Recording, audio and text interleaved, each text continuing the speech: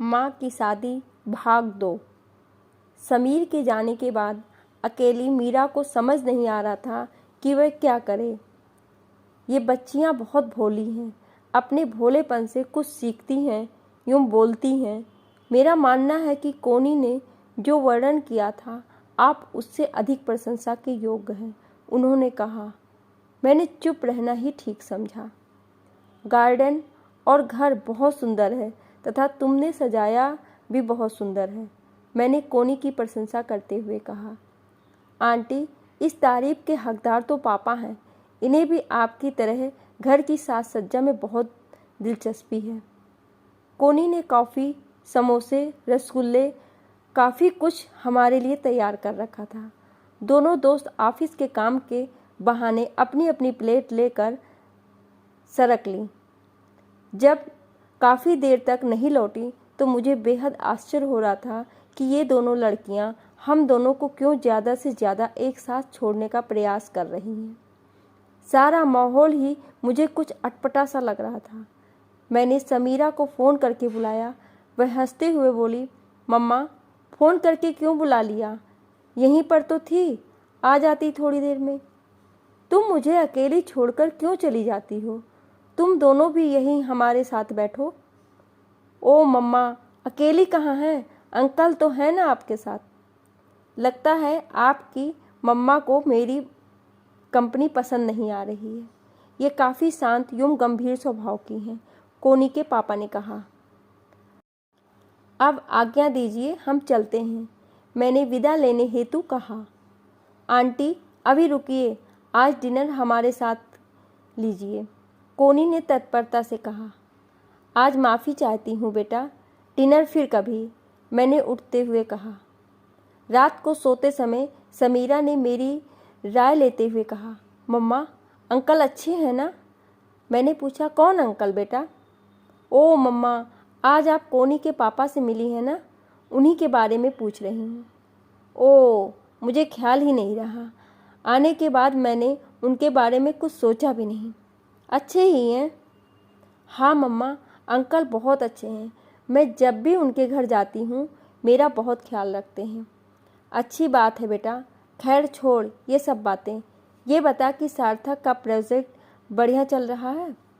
हाँ मम्मा, हो सकता है प्रोजेक्ट समय से पहले ही पूरा हो जाए, तब वह पहले ही इंडिया लौट आएगा। ये तो बहुत अच्छी खबर है। अब तो सार्थक का फ़ोन आने ही वाला होगा। मैं सोती हूँ, गुड नाइट बेटा। इतने में सोमू का फ़ोन बज उठा। सार्थक का फ़ोन आ चुका था। 2 दिनों बाद मैं कॉलेज से लौटकर कॉफ़ी स्नैक्स लेकर टीवी के सामने बैठी ही थी कि सोनू का फ़ोन आया। मम्मा, मैं 6 बजे तक घर पहुंच जाऊंगी। मेरी फ्रेंड रितु भी आ रही है मेरे साथ। अच्छी बात है बेटा। मम्मा, आप मेरी पसंद के गहरे नीले रंग की साड़ी पहनकर तैयार रहना। अरे बेटा, वो मेरे घर पर आ रही है, मुझे उसके घर थोड़े जाना है जो मैं सज धज कर तैयार हो जाऊं। अरे, घर पर एक मम्मी जैसी रहती हैं वैसे रहती हूँ। ओ मम्मा, प्लीज़ मेरा मन रख लो, सोमू ने आग्रह करते हुए कहा। ठीक है, खाने में कुछ खास बनाना है। नहीं मम्मा, मैंने पिज़्ज़ा और कोल्ड ड्रिंक ऑर्डर कर दिया है। ये मेरे पहुंचने के बाद ही पहुंचेगा। आप तो बस तैयार हो जाओ। चल ठीक है बेटा, मैं कोशिश करती हूँ। मुझे थोड़ी खीस सी भी हो रही थी सोमू के व्यवहार पर। इस लड़की को क्या हो गया है? ये मेरी सास सिंगार के लिए क्यों परेशान होने लगी है? 6 बजे सोमू अपनी सहेली रितु के साथ पहुंच गई थी। साथ ही मेरे हम उम्र रितु के सर्जन भैया भी आए थे। सोमू ने सभी से मेरा परिचय करवाया। हम सभी ने साथ साथ पिज्ज़ा का आनंद लिया। दोनों दोस्त कोल्ड ड्रिंक के साथ ऑफिस के काम के बहाने दूसरे कमरे में चली गई। रह गए मैं और रितु के सर्जन भैया। वे अपने बारे में खुद ही बताने लगे। 2 बेटियां हैं मेरी। दोनों की माँ 15 साल पहले ही गुजर गई थी।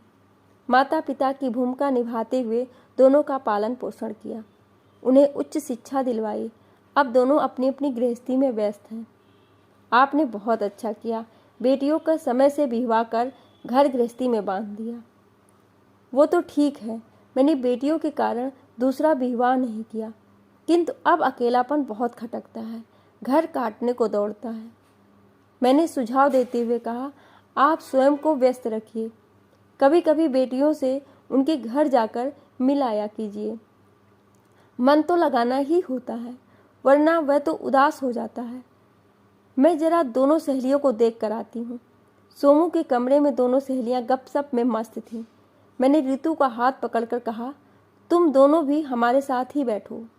उनके जाने के बाद सोमू 2-4 इधर उधर की बातों के बाद बोली, मम्मा, रितु के भैया बहुत बड़े सर्जन हैं, उनका अपने क्षेत्र में बहुत नाम है। मीरा के मन में हमेशा ये बात चलता था कि सोमू अपने नए पापा को स्वीकार कर पाएगी या नहीं। अच्छी बात है बेटा, मम्मा, वे दिल के बहुत अच्छे हैं, कई गरीबों का मुफ्त इलाज करते हैं। करना ही चाहिए, आखिर समाज के प्रति भी हमारे कुछ कर्तव्य हैं कि नहीं। हाँ मम्मा, उनका स्वभाव आपसे बहुत मेल खाता है। जिस तरह आप दूसरों की सहायता करने के लिए तैयार रहती हैं, वह भी कुछ पल रुक कर वह फिर बोली, मम्मा, वे भी बहुत स्मार्ट हैं। उनको देखकर नहीं लगता कि उनकी इतनी बड़ी बड़ी बेटियां होंगी। जैसे आपको देखकर कोई नहीं समझ सकता कि मेरी उम्र की आपकी बेटी है। मम्मा, आप इतने में सोमू का फ़ोन बज उठा। वह उसमें व्यस्त हो गई। इस इतवार सोमू ने अपनी फ्रेंड कीर्ति के घर चलने का प्रोग्राम बनाते हुए कहा, मम्मा, कीर्ति का बर्थडे है, उसने घर पर छोटी सी पार्टी रखी है, आपको भी बुलाया है। अच्छा है कि इतवार है, आप चलेंगी ना? बेटा, मैं तुम बच्चियों के बीच क्या करूँगी, तुम ही चले जाना, बस रात में समय से लौट आना। मेरे रहने से तुम लोग खुलकर मस्ती भी नहीं कर सकोगी, मैंने हंसते हुए कहा। ओ मम्मा, वह कुछ नहीं कच्चा खा जाएगी, उसने बहुत कहा है कि आंटी को ज़रूर लाना। मम्मा, वो आपसे मिलने का बहाना ढूंढती रहती है, प्लीज़ चलिएगा मम्मा, उसका दिल टूट जाएगा। ठीक है, चलूँगी, उसे उपहार क्या देना है, मैं सोचती हूँ वे चांदी और अमेरिकन डायमंड वाला सेट दे देते हैं। ठीक है मम्मा, उसकी मिल्की वाइट रंगत पर जचेगा बहुत। इतवार को सोमू मेरी साज श्रृंगार में लग गई। ऐसा हेयर स्टाइल, तो ऐसा मेकअप, ऐसा ड्रेस, तो वह ज्वेलरी, तो ये सैंडल। बड़ी मुश्किल से बीच का रास्ता अपना कर मैं तैयार हुई। मुझे एकटक देखती हुई बोली, सच कहूँ मम्मा, आपसे तो मुझे एक जलन हो रही है, औरों का क्या हाल होगा। ओ मेरी बिटिया, तू बहुत बातें बनाने लगी है। तुझ नौयवना के सामने मुझ प्रौढ़ा की क्या विशाद। फिर तेरा मेरा रिश्ता तुलना करने या ईर्ष्या करने का है भी नहीं। सच कहती हूँ मम्मा, आपकी उम्र में मैं ना जाने कैसी लगूंगी। आपकी फिगर तो परफेक्ट है, ना 1 इंच ज़्यादा ना ही 1 इंच कम। काम करने के लिए बिंदिया आ गई थी, सो हम माँ बेटी की छेड़छाड़ में विराम लग गया। बिंदिया को काम बताकर मैं सोमू के कमरे की तरफ आ गई। वह फ़ोन पर लगी हुई थी। बार बार मेरे नाम की ध्वनि आने के कारण मैं ध्यान से सुनने लगी। हाँ यार, मम्मा तो लाजवाब लगती ही हैं। आज मेरा मन रखते हुए उन्होंने थोड़ा मेकअप भी कर लिया है। गजब ढा रही हैं यार आज तो। और हाँ, चाचा जी समय पर पहुंच रहे हैं ना? हाँ हाँ, उनके पहुंचते पहुंचते मैं और मम्मा भी पहुंच जाएंगे। हाँ, यही ठीक रहेगा। खेल के बहाने मम्मा और चाचा जी का एक साथ डांस करवा देंगे। ये आइडिया परफेक्ट है, ज़रूर बात बन जाएगी। मैं बातें सुनकर अवाक थी। आखिर माजरा क्या है? मैंने सोमू से कहा, क्या बात है बेटा, मेरे बारे में क्या बात हो रही है? उनकी मानो चोरी पकड़ी गई हो, किंतु स्वयं को संभालते हुए बोली, कुछ भी तो नहीं मम्मा। नहीं बेटा, कुछ तो बात है। ये चाचा जी कौन है? फिर उनके साथ डांस वाली क्या बात है? ओ मम्मा, कुछ भी नहीं, हम फ्रेंड्स तो कुछ भी आपस में बात करते हैं। आप बिंदिया से कहिए कि वह जल्दी काम ख़त्म करे, हमें निकलना चाहिए, हम लेट हो रहे हैं। सोमू, सबसे पहले कीर्ति को फ़ोन कर कह दो कि हम लोगों को थोड़ी देर हो जाएगी, गेस्ट आ गए हैं या कुछ भी कारण बोल दो, और मुझे मेरे सवालों का जवाब चाहिए, वरना मैं नहीं जाऊंगी। मेरा ये अल्टीमेट सुन सोमू, एकदम शांत, मुझे एकदम देखने लगी। मैंने उसे गले से लगाकर सा स्नेह कहा, क्या बात है बेटा, जब से मैंने तेरी शादी पक्की की है तब से मैं देख रही हूँ तू मेरी सास सिंगार पर बहुत ध्यान देने लगी है। फिर कभी किसी के विधुर पापा, तो कभी सर्जन भैया, फिर आज चाचा जी। बात क्या है बेटा, तेरे दिमाग में क्या चल रहा है? अपनी मम्मी को नहीं बताएगी? सोमू ने धीरे से कहा, मम्मा मुझे आपकी बहुत चिंता है। मेरी शादी के बाद आप एकदम अकेली हो जाएंगी। मैंने आपको इन लोगों से इसलिए मिलवाया है कि आप इनमें से किसी से शादी करने के लिए तैयार हो जाएं। मम्मा, हर उम्र में अपने हम उम्र साथी की आवश्यकता होती है, जो हमारी बात सुने और समझे, जिसके साथ हम सुख दुख बांट सके। जीवन जीने का कुछ उत्साह तथा मकसद तो होना चाहिए ना मम्मा? उसने झिड़कते हुए कहा, मम्मा आपने मेरी सारी आवश्यकताओं की पूर्ति की, कभी पापा की कमी महसूस नहीं होने दी, किंतु मैंने आपके अकेलेपन के लिए कभी सोचा ही नहीं। कुछ दिनों बाद मेरी शादी होने वाली है। सेक्स मेरे जीवन का एक अहम हिस्सा बन जाएगा। आज मुझे ये बहुत कचोटती है। आपने मेरे लिए अपनी इच्छा का दमन कर लिया होगा। प्लीज़ मम्मा, बुरा नहीं मानिएगा मेरी बातों का। अरे बेटा, तू मेरे लिए कितना सोचती है, एक बार तो मुझसे कहा होता। देख बेटा, समीर की मृत्यु के बाद मेरे सारे हितैषियों ने मुझे पुनर्विवाह की सलाह दी थी, किंतु मैं स्वयं को दूसरे विवाह के लिए तैयार नहीं कर पा रही थी। एक तो दिलो दिमाग में समीर ही छाए हुए थे तथा कई बार अकेलेपन से घबराकर पुनर्विवाह का विचार करती तो ये भय उठ खड़ा होता कि नया जीवन साथी मेरी सोमू को या सोमू अपने नए पापा को स्वीकार कर पाएगी या नहीं। इसके अलावा पढ़ने सुनने की कभी कभी मिल जाता है कि सौतेला पिता जवान होती सौतेली बेटी पर ही बुरा नज़र डालने लगता है। मेरी सोमू को किसी तरह का कष्ट हो, ये मुझसे बर्दाश्त नहीं होगा। मुझे तो अपनी सोमू का सही पालन पोषण कर एक योग्य नागरिक बनाना था, सो मैंने पुनर्विवाह का विचार ही छोड़ दिया था। मैंने रहस्य खोलते हुए कहा, बेटू सोमू, जब आज ये विषय तूने छेड़ ही दिया है तो मैं तुझे अपने जीवन की एक सच्चाई बता देना चाहती हूँ। मेरे कॉलेज में रमेश जी गणित की प्रोफेसर हैं। तू उनसे कई बार मिल चुकी है तथा उनकी बहुत बड़ी फ़ैन है, और तुझे मालूम है कि 4 साल पहले कार एक्सीडेंट में उनकी पत्नी की मृत्यु हो गई थी। उनके 2 बेटे पवन और पीयूष अमेरिका में सेटल हो गए हैं। उन्हीं रमेश ने मुझसे शादी करने की इच्छा व्यक्त की थी।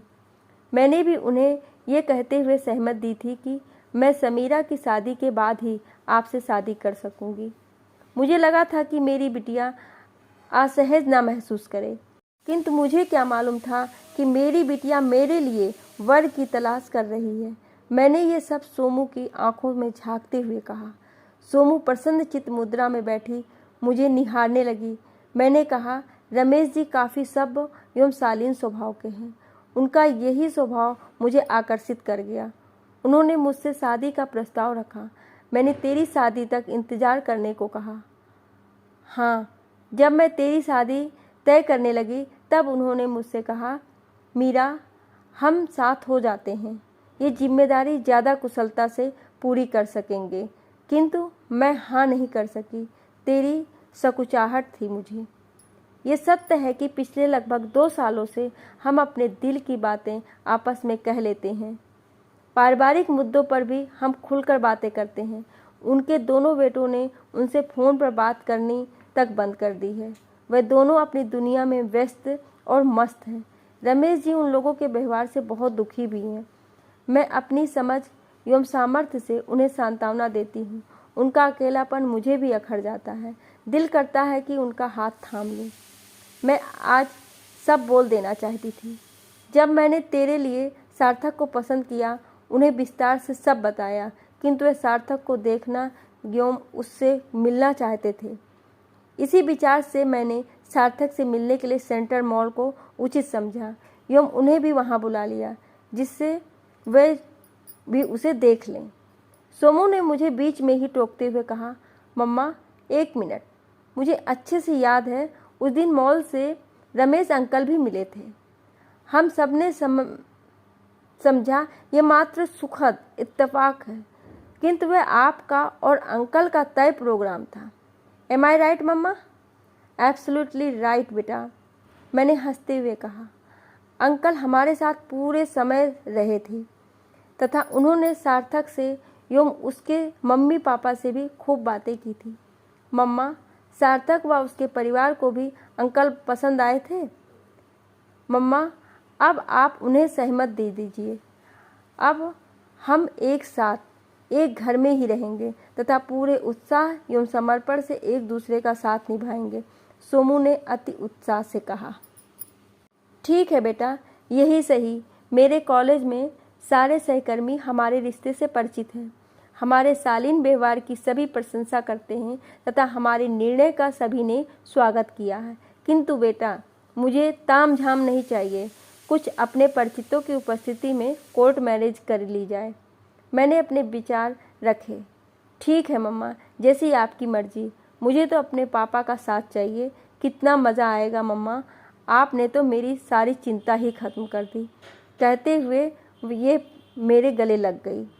मैंने प्यार से उसे थपथपाते हुए कहा, चल बेटा, कीर्ति की बर्थडे पार्टी में चला जाए। 2 बार उसका फ़ोन भी आ चुका है, वह हमारा इंतज़ार कर रही होगी। हम दोनों हंसते हुए कार में जा बैठी।